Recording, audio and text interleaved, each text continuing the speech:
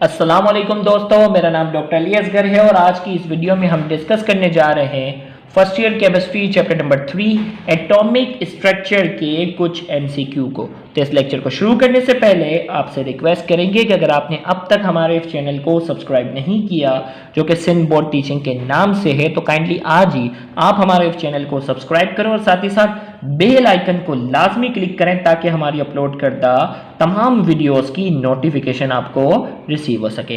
तो आइए हम स्टार्ट करते हैं एमसीक्यू नंबर 1 से। The electron loses energy. Electron कब एनर्जी लॉस करता है? ए में कहा जा रहा है it jumps from higher to lower orbit, B में कहा जा रहा है it jumps from lower to higher orbit, C में कहा जा रहा है electron is in a constant motion और डी में कह रहा है ऑल ऑफ दिस।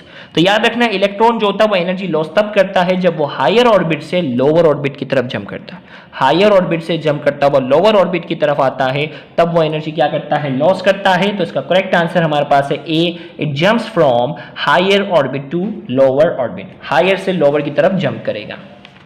फिर इसी तरीके से अगले एमसीक्यू में कहा जा रहा है, अगले एमसीक्यू में कहा जा रहा है क्वांटार। क्वांटा क्या है? ए में कहा जा रहा है specific amount of heat, B में कहा जा रहा है एनर्जी पैकेट्स, सी में कहा जा रहा है energy change in the reaction, D में कहा जा रहा है energy of initial state of the reactant. तो याद रखिएगा quanta are energy packets. Planck's quantum theory के मुताबिक एनर्जी जो होती है वो पैकेट्स की शक्ल में होती है, बंडल्स की शक्ल में होती है। तो B is the correct answer. इसी तरीके से नंबर तीसरे एमसीक्यू में कहा जा रहा है the atomic number Z can be written as. Mass number A से है, n जो है वो न्यूट्रॉन नंबर जो है वो क्या है? n। तो हमें अगर Z मालूम करना होगा तो कैसे मालूम करते हैं? A minus Z। A में से n को माइनस करो तो आपके पास क्या आ जाएगा? Z। मास नंबर में से नंबर ऑफ न्यूट्रॉन माइनस करो तो नंबर ऑफ प्रोटॉन आ जाते हैं। तो D is the correct answer. Number 4, Hg mostly demonstrated a direct relationship between the frequency of X-rays emitted by one element bombarded with electron and what characteristics of the element। Frequency of X rays और किसके दरमियान Moseley ने relation बताया था? तो correct answer है atomic number के दरमियान रिलेशन बताया था। तो D is the correct answer.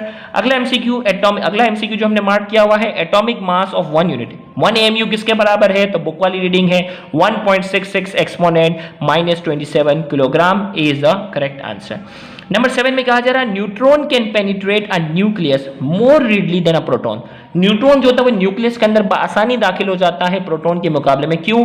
ए में कहा जा रहा है it is a slow moving particle, B में कहा जा रहा है it is a fast moving particle, C में कहा जा रहा है it is an uncharged particle और डी में कहा जा रहा है it is less reactive particle. तो करेक्ट आंसर हमारे पास क्या है? सी है, it is an uncharged particle. इसके ऊपर कोई चार्ज नहीं होता क्योंकि प्रोटॉन जो है ना उसके ऊपर पॉजिटिव चार्ज और न्यूक्लियस के ऊपर भी पॉजिटिव है। पॉजिटिव पॉजिटिव को क्या करेगा? रिपेल करेगा, जबकि न्यूट्रॉन को तो रिपेल नहीं करेगा, इसीलिए वो आसानी से न्यूक्लियस में दाखिल हो जाएगा। तो C is the correct answer, it is an uncharged particle.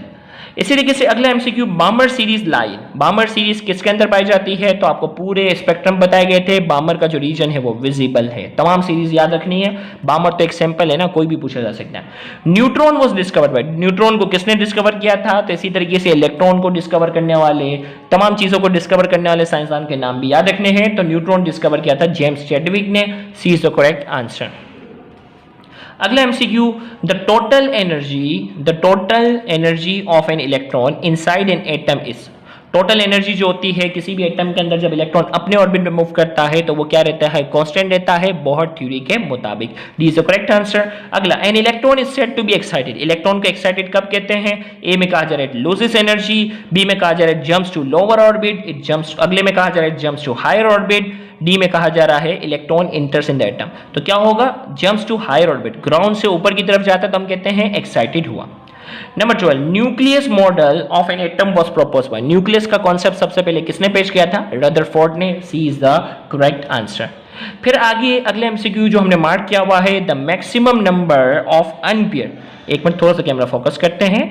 The maximum number of unpaired electron in 3D level is. 3D में कितने आ सकते हैं मैक्सिमम नंबर? तो आपको मालूम है कि 3D के अंदर maximum number of unpaired electrons की बात हो रही है तो 5 आ सकते हैं। भाई डी में 10 आ सकते हैं ना।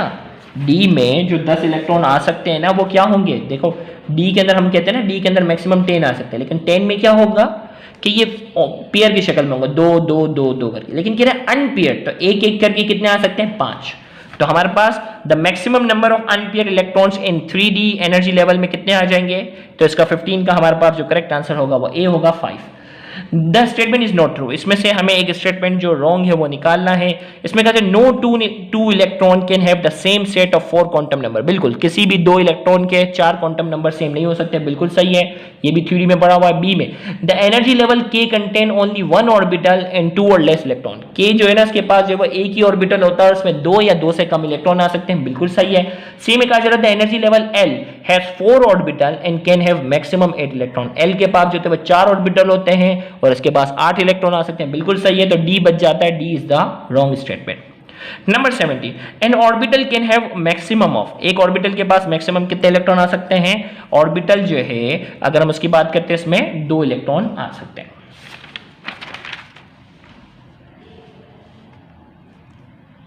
ओके, एक मिनट, थोड़ा सा कैमरा हम फोकस कर लेते हैं, कैमरा फोकस हो जा प्लीज। ओके, हो गया।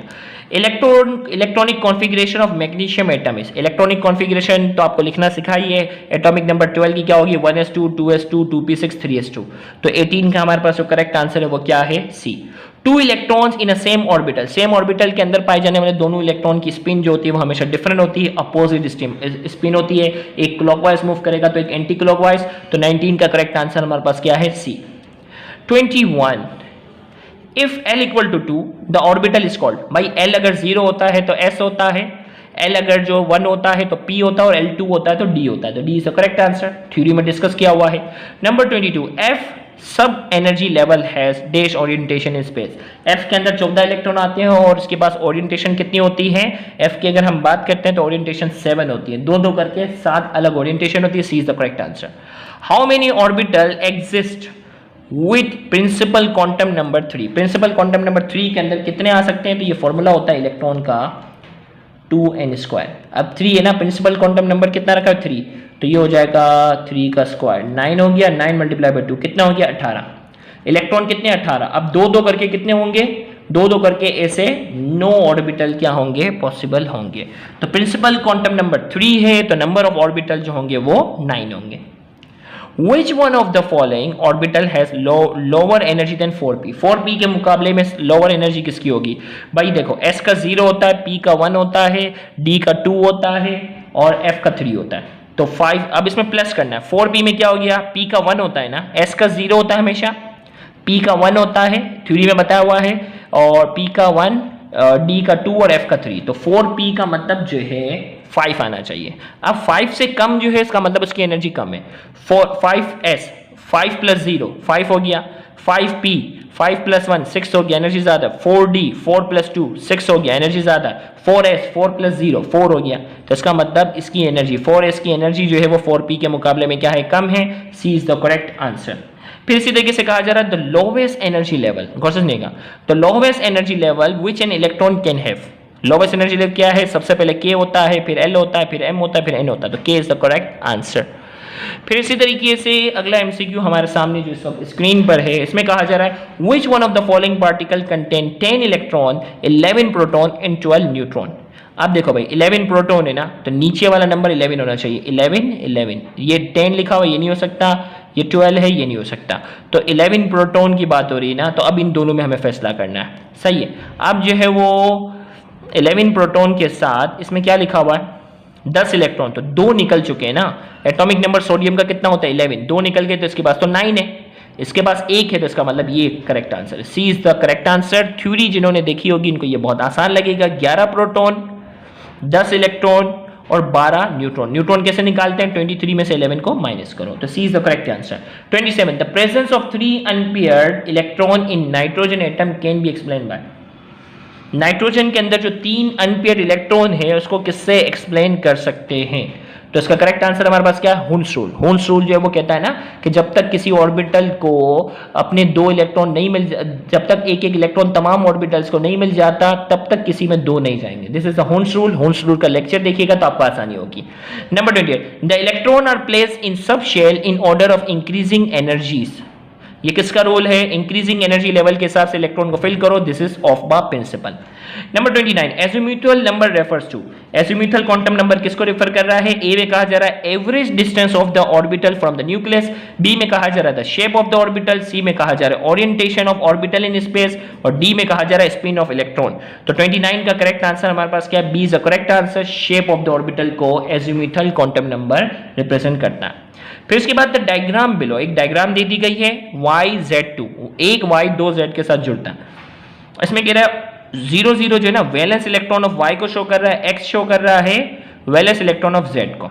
अब इसमें हमें पहचानना है कि भाई Z कौन सा और X कौन सा है। तो सबसे पहले आपको जो है भाई Y है ना 2 2 2, आउटर मोस्ट शेल में 6 है, तो आउटर मोस्ट शेल में 6 किसके होते हैं? ऑक्सीजन के, और आउटर मोस्ट शेल में सल्फर के भी होते हैं, सही है। अब जो है वो ऑक्सीजन के साथ हाइड्रोजन का हुआ है, लेकिन इसके आउटर मोस्ट शेल में कितने हैं? 7 आउटर, देखो 1 2 3 4 5 6 7 है, तो 7 इनमें से किसी के नहीं है, सिर्फ क्लोरीन के। तो सल्फर और क्लोरीन हमारे पास क्या होगा? इसका करेक्ट आंसर है D is the correct answer. Number 31, a chloride ion has the same number of electron as, chloride ion के जो नंबर ऑफ इलेक्ट्रॉन है वो किसके बराबर होते हैं? देखिए क्लोराइड Cl नेगेटिव होता है, 17 इलेक्ट्रॉन अपने हैं, एक नेगेटिव किसी और का लेकर आयन बन जाएगा, 18 होने चाहिए, तो वो किसके बराबर होता है? आर्गोन के। आर्गोन का एटॉमिक नंबर 18 है, और क्लोराइड आयन जो है उसके पास भी 18 इलेक्ट्रॉन होंगे, तो 31 का करेक्ट आंसर है ए।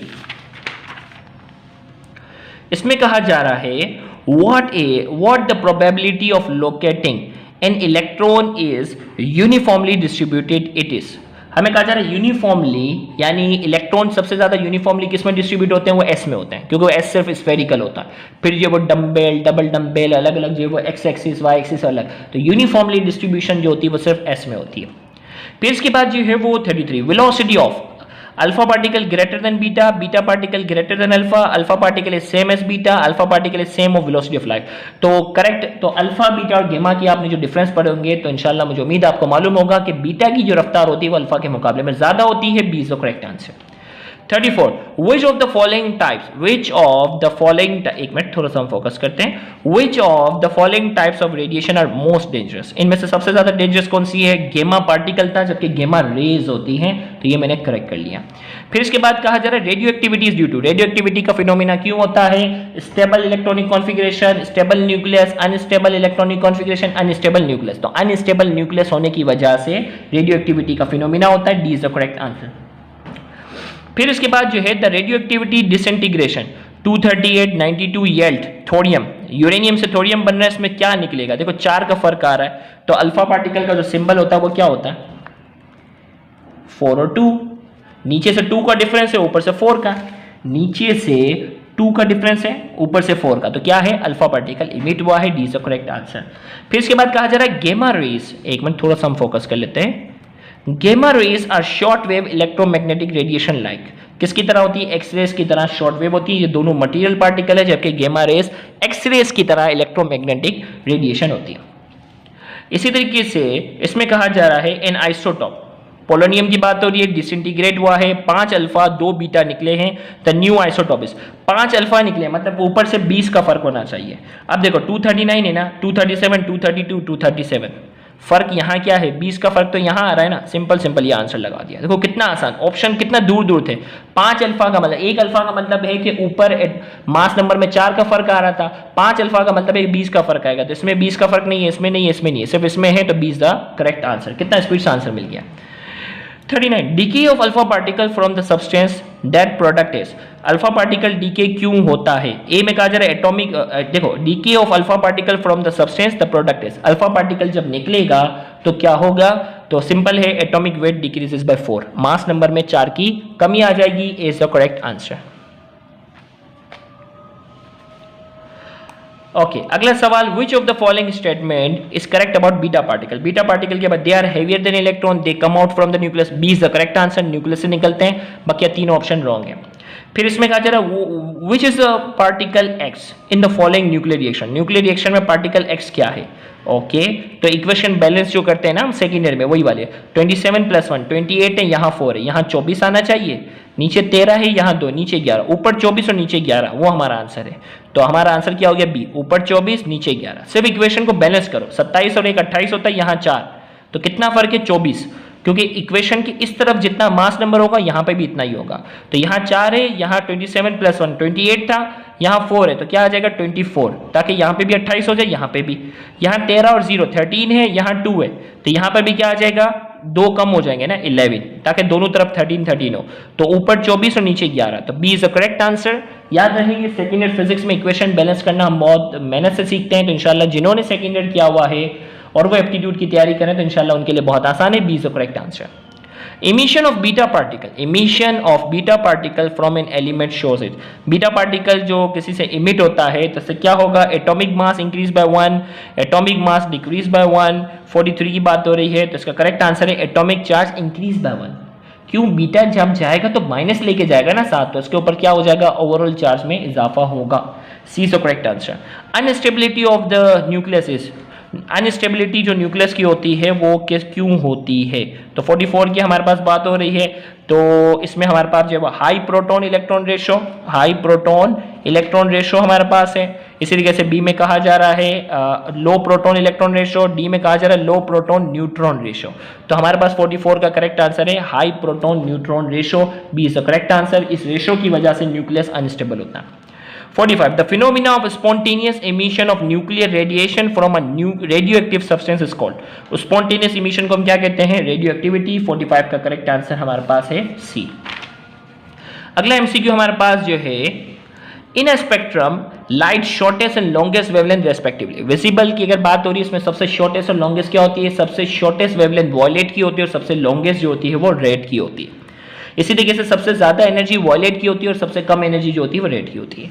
फिर आगे हमारे पास है hydrogen atomic spectra are obtain. Hydrogen atomic spectra हमें कैसे हासिल होता है, तो the excitation of a higher energy state, emission of a gamma rays from the nucleus, absorption of energy by ground state, absorption of electron by the nucleus. तो हमारे पास 49 का करेक्ट आंसर क्या है, A, the excitation of a higher energy state. Higher energy state से electron jump करता हुआ lower पर आता है तो मुख्तलिफ रेडिएशन इमिट होती हैं जिसकी वजह से हाइड्रोजन का स्पेक्ट्रम प्रोड्यूस होता है। तो 49 का करेक्ट आंसर हमारे पास ए है, D excitation of a higher energy state is the correct answer. तो यहां जाकर हमारा आज का ये लेक्चर मुकम्मल हुआ। अगर आपको हमारा ये लेक्चर समझ में आया, पसंद आया है तो वीडियो को जरूर लाइक कीजिएगा। Thank you very much. Allah Hafiz.